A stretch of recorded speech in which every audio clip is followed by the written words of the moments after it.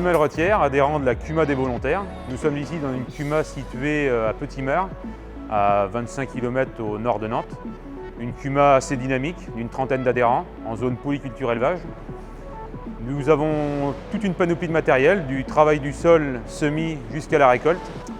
Nous avons également un salarié qui permet d'assurer la partie conduite sur les exploitations, entretien du matériel, mais également les adhérents peuvent aussi utiliser les tracteurs eux-mêmes avec le matériel derrière. Donc nous sommes ici au bâtiment de séchage de la CUMA des volontaires. Donc c'est l'aboutissement d'un projet mené à 5 exploitations, répondant à plusieurs objectifs, l'autonomie alimentaire, l'autonomie protéique et la traçabilité des aliments donnés aux animaux. Parmi les 5 membres du séchoir, 2 sont en production laitière biologique, dont un en vente directe. Un adhérent en production volaille vente directe également. Un producteur de viande bovine. Et un éleveur de chevaux.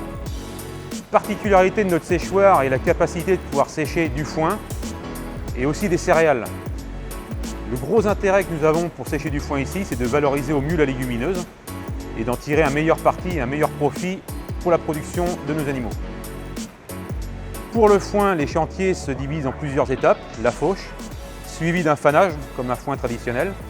Ensuite intervient 3 à 4 jours après la récolte en dénage autochargeuse. Le foin est ensuite ramené ici dans le bâtiment, mis en cellule, séché durant une période de 3 à 6 jours environ en fonction de la météo. Et ensuite le foin est reconditionné dans une presse poste fixe pour être ainsi acheminé sur les exploitations. Donc la technique de séchage de ce bâtiment permet de sécher du colza, des céréales d'été, enfin blé, triticale, orge, et ainsi du maïs grain. Donc, ce qui permet aux exploitants de pouvoir stocker leurs céréales à la ferme dans de bonnes conditions, éviter ainsi les échauffements et pouvoir donner à leurs animaux sur toute la durée de l'année pour avoir une meilleure conservation et être ainsi autonome.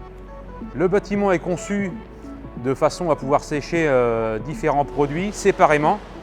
Donc il est composé de 8 cellules indépendantes, ce qui permet d'avoir une traçabilité complète pour les agriculteurs. Les produits sont donc pesés en entrée, repesés en sortie, et le bâtiment est aussi certifié par un organisme certificateur bio. Pour limiter notre coût énergétique, le bâtiment est conçu pour récupérer toute l'énergie solaire afin de réchauffer l'air dans une chambre. Ensuite, toute cette air-là est propulsée par des ventilateurs en dessous des cellules, passe au travers de grilles. Ainsi, l'air traverse le produit, se recharge en eau et est ressorti et ressort automatiquement des cellules. Et ainsi, le circuit se fait automatiquement, se fait en continu. Donc ce projet reste atypique et ambitieux par son dimensionnement, le fait aussi que nous sommes en collectif et de répondre aussi à une ambition collective de réduire notre coût alimentaire et surtout protéique. En ce qui concerne les produits sortis du séchoir, nous en sommes pleinement satisfaits. Ça répond entièrement à nos objectifs, ne plus acheter de protéines à l'extérieur et être entièrement autonome.